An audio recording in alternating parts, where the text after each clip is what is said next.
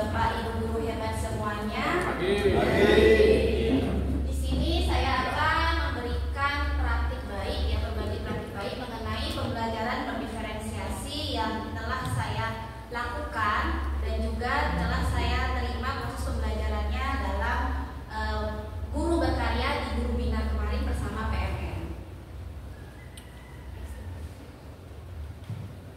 Oke, sebelum kita lanjut ke materi apa sih itu pembelajaran berdiferensiasi, di sini saya ingin mengajak Bapak Ibu guru hebat semuanya untuk sejenak kita merenung yang mengenai kelas merdeka.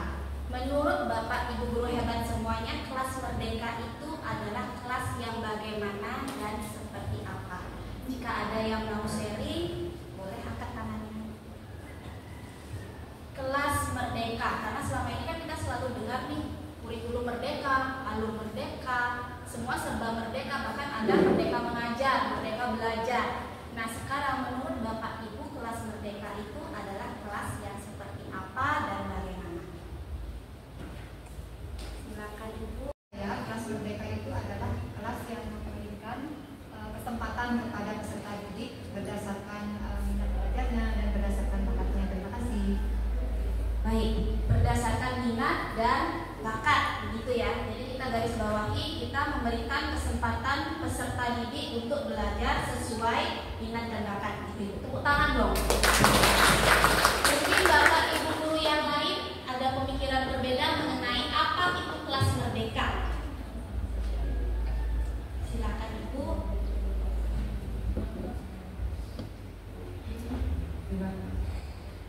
Terima kasih Bu Sayu. Perkenalkan, nama saya Bu Wayan Sulasmi. Jadi kelas merdeka menurut saya adalah kelas di mana kita sebagai pendidik memberikan keleluasaan kepada peserta didik untuk mengeksplor dirinya di dalam belajar sesuaikan dengan gaya belajarnya. Kemudian mengeksplor potensi pada dirinya sehingga menciptakan suatu kondisi kelas yang menyenangkan. Terima kasih. Nah, di sini ada lagi menciptakan kelas yang menyenangkan sesuai dengan gaya belajar. Saya rasa Bapak Ibu guru hebat semuanya sudah mengetahui ya, jadi kelas merdeka adalah kelas yang disesuaikan dengan kebutuhan murid, bukan keinginan murid. Sekali lagi saya tegaskan, kelas merdeka adalah kelas yang sesuai dengan kebutuhan murid. Karena tujuan pembelajaran kita sebenarnya hanya ada 3 ya Bapak Ibu ya. Kita mengajar dan kita memberikan pelayanan pembelajaran, tujuannya hanya 3, yaitu apa ini Bapak Ibu? Ada yang tahu? 1, murid, 2, murid, 3, murid. Ya, jadi semuanya murid, murid, dan murid. Jadi kita menciptakan kelas yang merdeka, artinya kita menciptakan pelayanan pembelajaran yang sesuai dengan kebutuhan murid. Ya Bapak Ibu guru, bahwa anak-anak yang kita ajar sekarang sudah berbeda dengan kita dulu, di mana kita ini kebanyakan dari gen milenial. Sekarang mereka itu sudah berubah generasinya, didominasi oleh Gen Z. Bahkan sebentar lagi sudah ada post Gen Z atau Gen Alpha.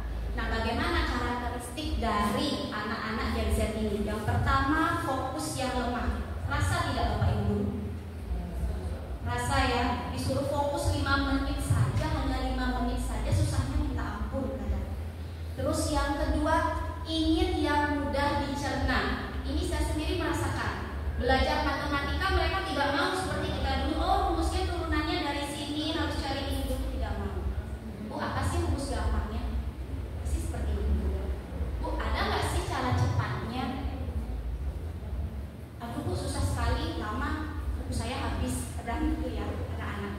Nah, selanjutnya ingin mencoba. Selalu ingin mencoba sesuatu yang baru, sesuatu yang menantang untuk mereka, bahkan sesuatu yang menyenangkan bagi mereka. Ya, walaupun hal tersebut terkadang akan melanggar aturan dan lain-lain. Mereka suka tantangan yang baru. Selanjutnya suka visual. Mungkin Bapak Ibu guru juga sudah mengamati ya, anak-anak kita sekarang lebih banyak senang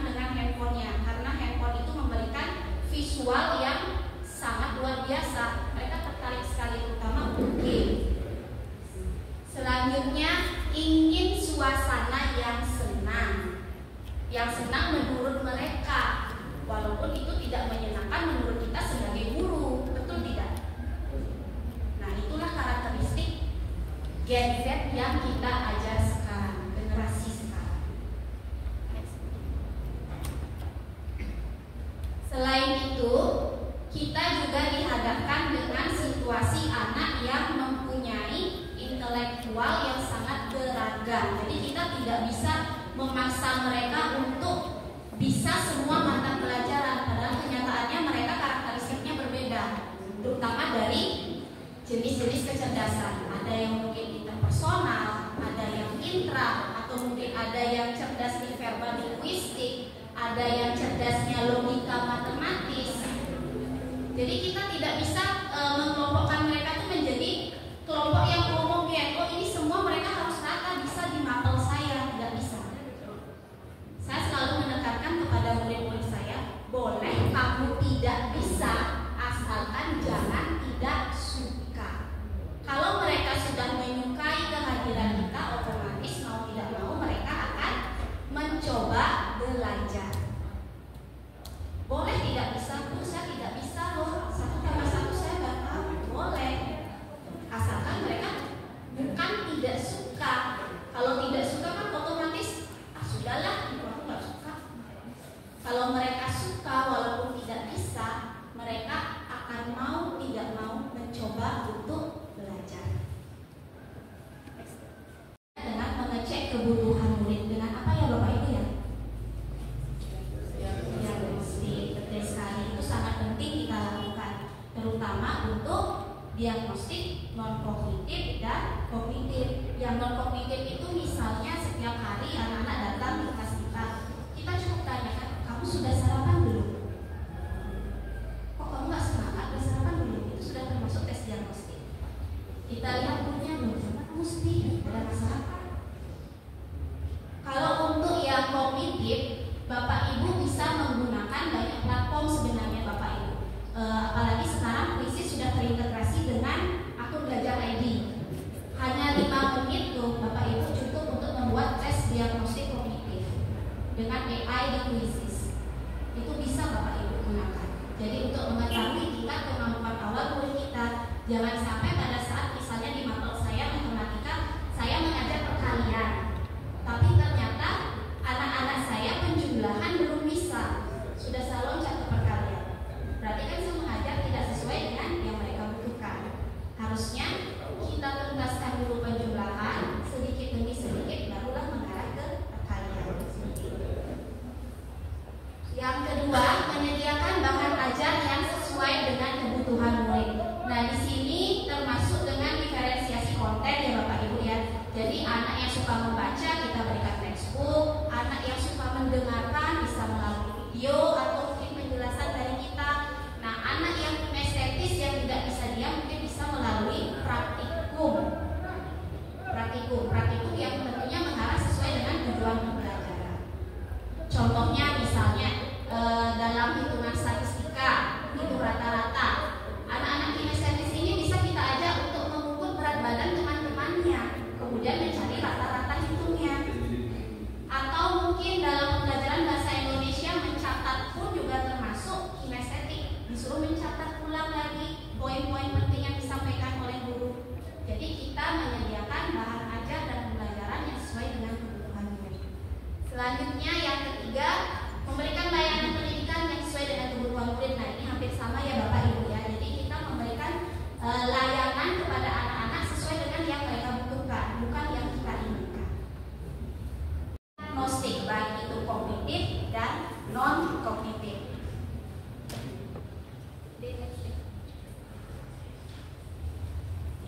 Nah, sekarang kita masuk ke apa itu pembelajaran berdiferensiasi. Ada mungkin Bapak Ibu yang mau sharing gitu mengenai pemikirannya tentang pembelajaran berdiferensiasi. Diferensiasi itu different ya, berbeda. Ada mungkin Bapak Ibu yang mau sharing? Salah satu mengartikan pembelajaran berdiferensiasi itu seperti apa sih? Kenapa di kurikulum Merdeka kita disuruh berdiferensiasi?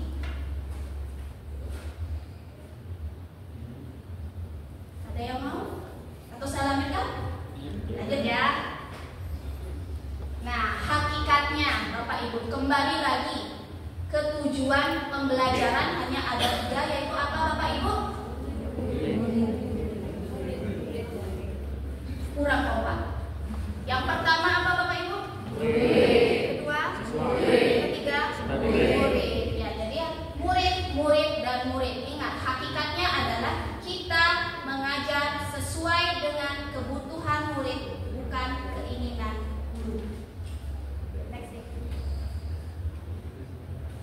ini ya, di mana pembelajaran berdiferensiasi ini memungkinkan kita memberikan dukungan kepada murid yang memiliki karakter pasti berbeda. Karena setiap murid itu tidak sama, bahkan orang kembar pun tidak sama ya Bapak Ibu ya. Dasar dan jenis pembelajaran berdiferensiasi. Jadi dasarnya itu ada 3 Bapak Ibu, yang bola, hijau, biru, dan kuning. Jadi ada minat, profil belajar, dan kesiapan belajar.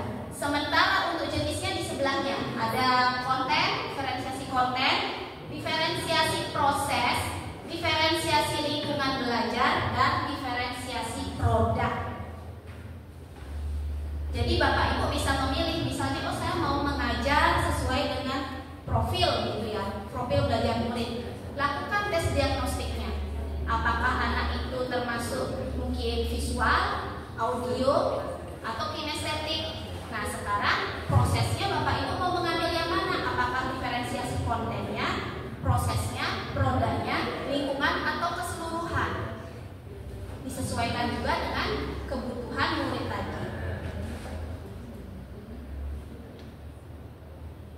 Nah, di sini ada kesiapan belajar murid. Kesiapan belajar murid itu maksudnya apa sih? Yang pertama ada pengetahuan dan keterampilan awal. Jadi di sini kita bisa mengetahui apa sih yang mereka butuhkan dalam pembelajaran, materi mana yang mereka sekarang butuhkan, atau materi mana yang akan mendukung mereka menuju proses pembelajaran selanjutnya. Yang kedua ada fisik. Itu termasuk dari kesiapan belajar murid. Kita bisa lihat fisiknya sakit nggak,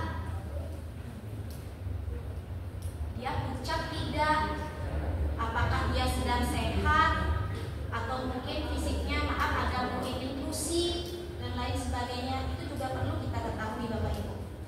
Selanjutnya dari segi psikis ya, apalagi GZ yang dikit-dikit mental health. Jadi dari segi psikis kita bisa tanyakan, kamu sedang sedih ya? Atau mungkin ada yang terlalu menggebu-gebu, wah kamu pasti lagi pacaran ya? Lagi jatuh cinta ya? Itu boleh Bapak Ibu, itu termasuk diagnostik. Kan kadang kan ada anak-anak yang tiba-tiba gembira sekali, kadang ada anak-anak yang sedih sekali. Bahkan kadang ada anak-anak yang mungkin ekspresinya datar ya, datar flat, seneng enggak, bilang sedih enggak, tapi tetap harus mengetahuinya. Nah, sementara minat, kita bisa mengintegrasikan proses pembelajaran kita sesuai dengan minat murid. Kalau pengalaman saya kemarin di sini, saya mengajar di 3 jurusan, AK, OTKP, sama BD ya, pemasaran. Nah, di sana saya melihat anak-anak itu minatnya banyak sekali di game online, Free Fire. Kemudian saya mencoba mencari platform gamifikasi yang memungkinkan saya untuk meletakkan proses pembelajaran saya di sana. Ternyata ada banyak yang sudah terintegrasi dengan Belajar ID. Banyak sekali. Ada Classpoint, ada Blocket.com, itu banyak. Selain Quizizz, ya Quizizz kan sudah umum kita gunakan. Terus ada juga GameKit, ada Lumi, dan lain-lain. Itu bisa memaksimalkan hobi mereka di sana sehingga mereka tertarik dengan proses pembelajaran yang saya lakukan. Nah, sementara untuk profil dan gaya belajar itu dibagi menjadi 3 komponen secara garis besar. Itu ada auditori, visual, dan kinestetik. Namun tidak menutup kemungkinan ada anak yang mempunyai gaya belajar ganda, misalnya audio visual, audio kinestetik, atau mungkin visual kinestetik seperti itu. Ya, jadi kita harus mengetahuinya dengan cara apa? Diagnostik tadi. Nah, bagaimana cara kita mengidentifikasi kebutuhan belajar murid? Jadi yang pertama kita bisa mengidentifikasi pengetahuan awal melalui tes awal tadi ya, Bapak Ibu. Selanjutnya mengamati perilaku murid. Mengamati perilaku murid ini bisa kita lakukan setiap saat kita mengajar. Perubahan perilakunya itu pasti akan terlihat. Misalnya yang awalnya mereka itu ceria sekali, tiba-tiba di hari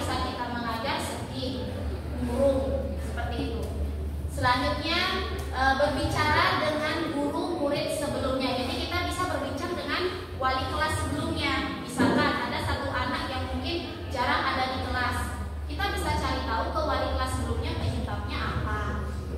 Kenapa sih anak seperti ini? Itu boleh. Selanjutnya membaca rapor murid. Kita bisa melihat ya. Kita bisa melihatnya lewat rapor murid sebelumnya. Jadi nilainya bagaimana, grafiknya, perkembangannya bagaimana, mungkin dari sikap perilaku perkembangan grafiknya bagaimana. Nah, selanjutnya mereview dan melakukan refleksi terhadap praktik pengajaran. Ini wajib dilakukan setiap kita selesai mengajar. Setidaknya setiap selesai satu materi gitu ya. Kita melakukan refleksi pembelajaran. Boleh tanyakan langsung kepada anak-anak, boleh juga menggunakan angket. Kalau saya biasanya menggunakan angket yang diisi oleh anak-anak. Apa yang sudah kamu dapatkan? Apa yang perlu kamu tingkatkan? Bagaimana cara meningkatkannya? Terus di bagian bawah saya selalu mengisi bagaimana gurumu mengajar. Itu sebagai pembelajaran untuk saya juga, untuk menyediakan layanan pendidikan ke depannya untuk mereka. Misalnya, oh ibu terlalu cepat nih menjelaskan, tapi saya tahu saya ternyata terlalu cepat, tapi saya harus lambat.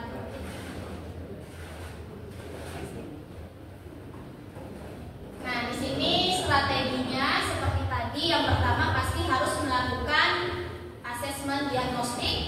Yang kedua, baik itu kognitif ya. Kemudian yang kedua, asesmen diagnostik non kognitif. Dan selanjutnya melakukan observasi, wawancara atau memberikan angket untuk minat belajarnya. Nah, di sini saya juga sedikit jelaskan bahwa pembelajaran diferensiasi bisa dilakukan melalui pembelajaran kooperatif, karena diferensiasi itu bukan model ya Bapak Ibu ya, tapi instruksi, sehingga dia bisa dimasukkan dalam pembelajaran kooperatif, di mana pembelajaran kooperatif ini memaparkan kelompok kecil untuk memaksimalkan kebutuhan yang mereka butuhkan. Contoh pembelajaran kooperatif itu ada role brainstorming. Saya rasa Bapak Ibu sudah sering mendengar. Kemudian ada jigsaw. Jigsaw ini yang paling banyak biasanya dilakukan Bapak Ibu ya dalam pembentukan kelompok. Kemudian ada fishbowl, ada three stay to straight, dan yang terakhir ada think, pair, and share. Itu nanti Bapak Ibu mungkin bisa baca-baca kembali. Oh, apa sih yang dimaksud dengan three stay to straight ini? Apa sih itu jigsaw? Mungkin selama ini sudah dilakukan tapi belum tahu namanya apa. Nah, di sini saya berikan juga ada kanvas perancangan instruksi berdiferensiasi. Kanvas ini mungkin nanti bisa saya bagikan sebelum Ibu membuat modul ajar ya Bapak Ibu, membuat modul ajar pembelajaran berdiferensiasi. Jadi isinya itu ada topik, tujuan pembelajaran, tingkat kesulitan materi, kemudian keterampilan berpikir yang diinginkan untuk dicapai oleh anak-anak, ada prosesnya, proses seperti apa yang akan kita laksanakan, dan terakhir ada outputnya atau produknya. Jadi kanvas ini bisa diisi sebelum membuat modul ajar. Nah, ini salah satu proses pembelajaran diferensiasi yang saya lakukan di kelas 11 TKJ. Jadi mereka mendapatkan proses pembelajaran diferensiasi konten dan proses.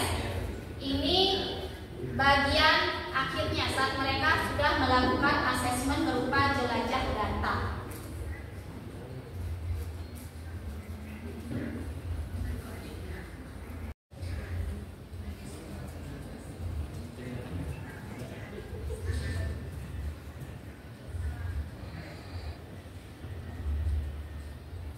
Jadi di sana anak-anak saya ajak untuk jelajah data setelah mereka menerima proses pembelajaran melalui diferensiasi proses dan konten. Jadi anak-anak saya bagi jadi beberapa kelompok, dan itu kelompoknya heterogen. Jadi ada yang suka audio, ada yang visual, ada yang kinestetik, seperti itu. Untuk hasil akhirnya saya ajak mereka menjelajah data. Jelajah data itu mencari data yang saya sebar dengan membaca peta. Jadi saya buatkan peta dan mereka harus mencari data tersebut dan melakukan perhitungan terhadap masalah yang diberikan secara berkelompok. Dan itu pembelajarannya tidak selalu di kelas. Jadi mereka jelajah datanya itu berkeliling sekolah, sekalian mengenal tempat-tempat yang ada di sekitar sekolah yang mungkin belum pernah mereka kunjungi. Mereka kelas TKJ, untuk datanya saya taruh di bagian TKP, terus ada yang di kantin, ada yang di lapangan upacara, jadi seperti itu. Jadi menurut saya mereka sangat berkesan sekali dengan proses pembelajaran yang dilakukan. Jadi tidak ada pemaksaan, mereka harus mendengarkan saya bicara di depan. Mereka bisa mendapat materi dari video, buku, ataupun sumber-sumber yang lainnya. Nah, di sini saya akan mengajak Bapak Ibu untuk berrefleksi tentang materi yang tadi. Ya, yang pertama mungkin dari fact apa sih yang terjadi gitu kan. Di materi tadi apa sih yang bisa Bapak Ibu guru hebat ingat? Kemudian apa yang dirasakan, terus apa pelajaran yang bisa diambil, dan bagaimana finding ini dapat digunakan di masa yang akan datang untuk pembelajaran Bapak Ibu. Siapa yang mau gitu ya berefleksi gitu, di depan bersama saya.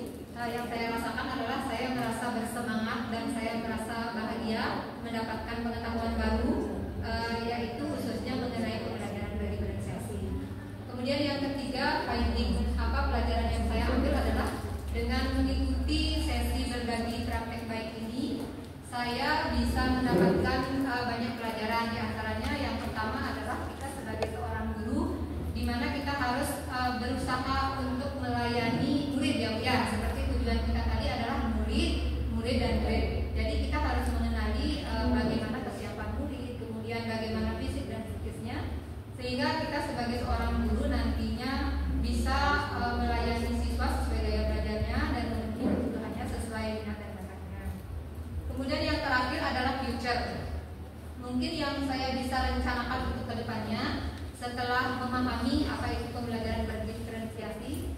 Tadi saya mengamati bahwa pembelajaran matematika yang menakutkan, yang biasanya menakutkan bagi siswa ya. Nah itu namun Bu Sri Rahayu bisa menyajikan dengan menyenangkan. Saya lihat anak-anak dengan menyenangkan belajar matematika, tidak merasa tegang, tidak merasa takut. Nah nanti ke depan saya juga mempunyai rencana untuk menerapkan pembelajaran berdiferensiasi yang berbasis gamifikasi seperti itu. Sementara kami guru SMK Negeri 1 Kelungkung mau belajar ke depannya sehingga dapat melayani peserta didik kita di SMK Negeri 1 Kelungkung. Luar biasa sekali ya Bapak Ibu ya. Jadi saya harapkan juga ke depannya kita bisa memberikan pelayanan yang sesuai dengan kebutuhan murid. Sekali lagi saya garis bawahi, sesuai dengan kebutuhan murid, bukan keinginan guru. Karena tujuan kita memberikan pelayanan pendidikan hanya ada 3. Yang pertama,